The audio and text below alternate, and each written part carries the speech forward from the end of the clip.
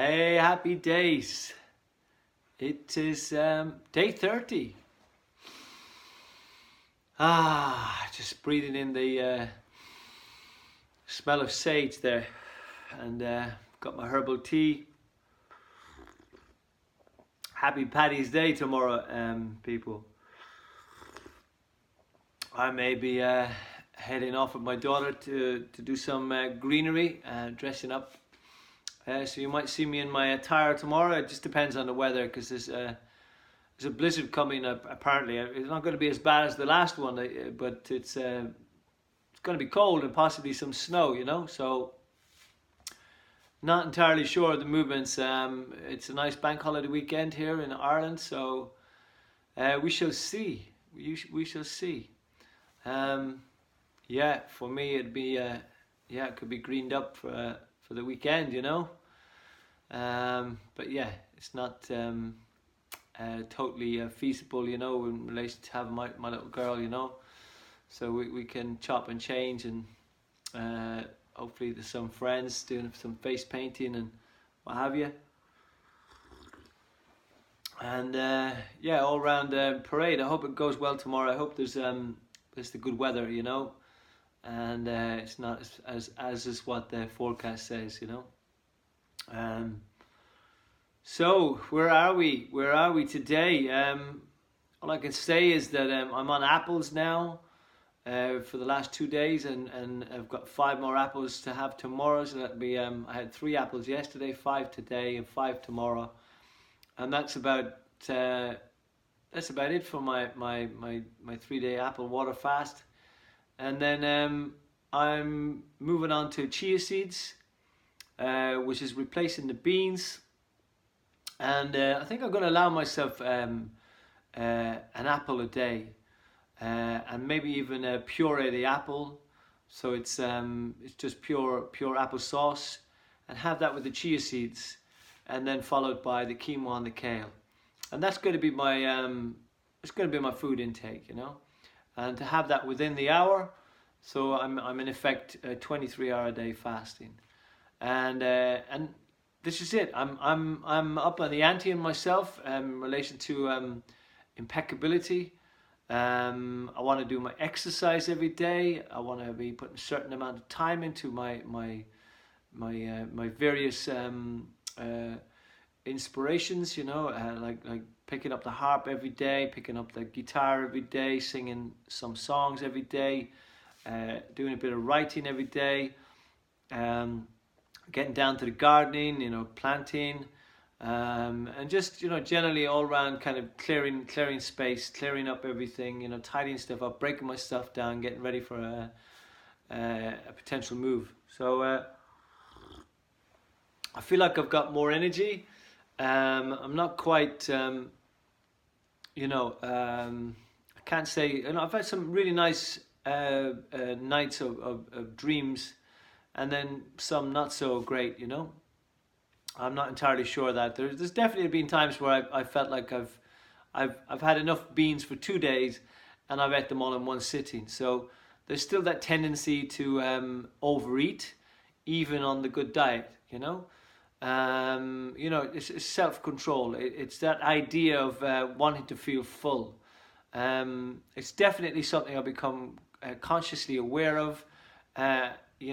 Giving up tobacco, alcohol, sugar, processed foods. We can go to town on everything, and just kind of go, okay, we're just gonna have the good food, good products. But ultimately, it's easy. Like I said before, it's so easy. You can buy all sorts of alternative stuff, Buju ice cream made of cashew nuts, as delicious as it is, and how on some level it might be better than the typically inorganic dairy ice cream, because I'm now focusing on unpasteurized, raw milk, and getting down to making my own ice cream. That's going to be the thing for the future if I'm going to do that. I'm not going to say I'm going to be 100% vegan, because it's just not going to happen. There may be a time when there's some really good organic goat's cheese or or sheep or lamb or cow, and it's just done in a very in a correct manner.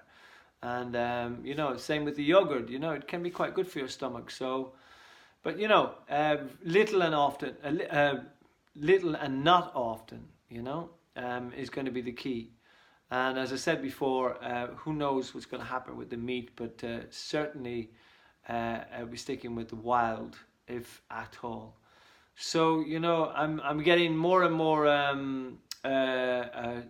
stronger in mind, more and more less attached to some of the things that's going on in my head. So detaching from certain things that are obvious, to me now, that it's in my mind rather than something that's got control of me. I mean, in relation to the gut, I suppose, I mean, it's potentially one and the same, as I said yesterday. Stephen Gundry is the guy to watch in relation to lectins and literally what the gut does. It's sentient. It has its it can affect your brain. It can make you crave things and want you, and so this bacteria, it's really interesting, because it's the literal possibility or version of this, in the Bible is demons, entities and stuff like that. And so, you can go on all these mad diets and you can do all this kind of stuff, but ultimately, you need to fast this stuff out of your system, and in then doing so, you are dealing with your taking your brain back, taking your mind back, taking control of it, So these are all they're interesting things. When you start to look into it, it becomes quite commonsensical, in its entirety, So it sounds like simple talk sometimes, and I don't know how it is for you when you're receiving this kind of information. It's like it's so easy to just let it wash over us, in relation to the reality, because it's like it's very difficult, to I mean, it's one thing to want to do something and to have the knowledge and be conscious, and this is what's happened to me over time. I can't justify my my diet and the way that I eat. It's like I've had too much information and too many people around me, too much indirect inspiration and reality and it's just there. It's in my face. It's like once you wake up, you can't go back to sleep again. And so I'm responsible for what I know, and so I find it really difficult to continue for very long in certain areas, And so ultimately, I want to get to a place where, my body is so strong that a little bit of poison is actually not going to do me any harm. And that will be those moments where I will be appreciating somebody's house and the food that's put there in front of me, because it's done with love, and it's they might be poor, in relation to not having much money, but can still put a fantastic rich meal together, and it might not be up to my standards in relation to it might not be organic, it might not be this. But I'm certainly not going to be an extremist and refuse that kind of food, because it's given from the heart, it's given in love, and who knows what way the world's going to go in relation to what's available to us now and what's not going to be available in the future. So ultimately, the goal is really to become self-reliant, self-sustainable, by putting our own vegetables in the ground, and ultimately this is what I see happening. I see a mass exodus back onto the land. Because you can derive your day's workout and exercise from doing your garden and planting things, and My brother's now got into micronutrients, you know, which is fantastic. He's very passionate about it, and really looking forward to seeing, you know, the fruits of his labor. You know, he's got everything is organic. He's got the organic seeds, and you know, he's gonna have broccoli sprouts. I'm so excited, you know, because what's happening with the micronutrients is that they're very small, but they pack the same amount of nutrients as a big leaf or a big vegetable. So, and it can be grown in a very small space. Everybody has a spare room in the house, and in effect, it's effectively hydroponics, I suppose. You know, it's done with lights and so on, and the right kind of temperature, you know. But you know, it's all the rage, you know. People top restaurants are buying this stuff, you know, and you know, and that's basically it, you know. If you can get, you know, your minerals and stuff like that from, you know, he's growing on other things that's not soil as well, you know, just these kind of pads. So it's going to be interesting to see how this thing operates. It's not quite sprouts; it's a little bit further on than sprouts, but again, sprouts can be very beneficial too. So it's going to be interesting anyway where we head with this whole thing, you know. As I said, I think, you know, ultimately the majority of people they're just not happy. Nobody's happy having to spend an excessive amount of time running to and fro just to pay bills for a house, you know, that they don't even spend any time in. You know, and there's it's just like this, and this where there's no community, and children aren't out playing anymore because, you know, it's just not the done thing. You know, it was really beautiful to see people playing out in the snow, because it's like, wow, oh, there's actually kids, there's children, there's still children living in the world.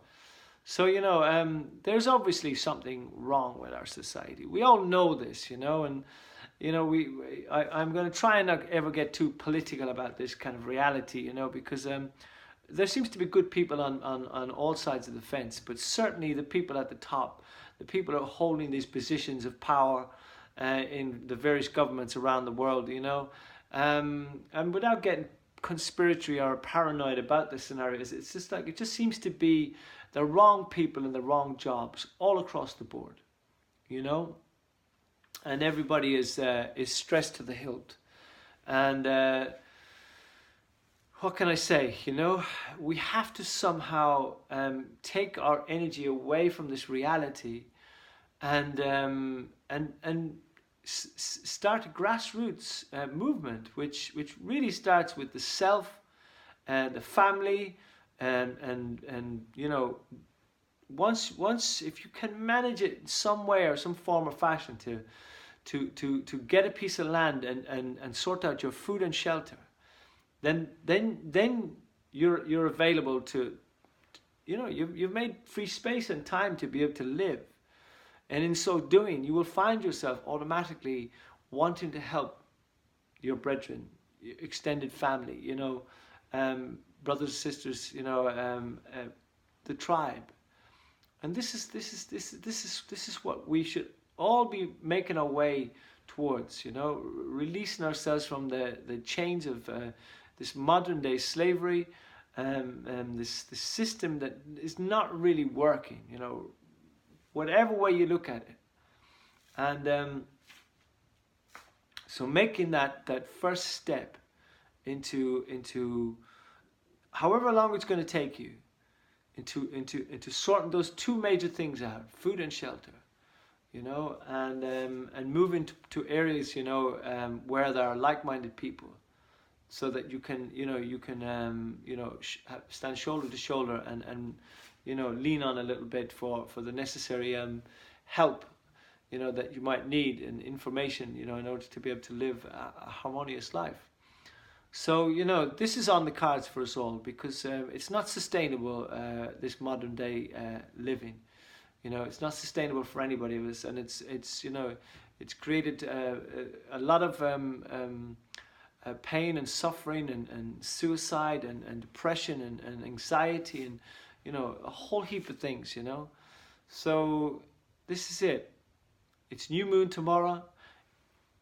I've done a full cycle now, and you know, it's new beginnings. Every new moon is new beginnings. So what are you going to do in order to take that first step, however small it is? You know, it's good to start tomorrow. This is dark of the moon tonight.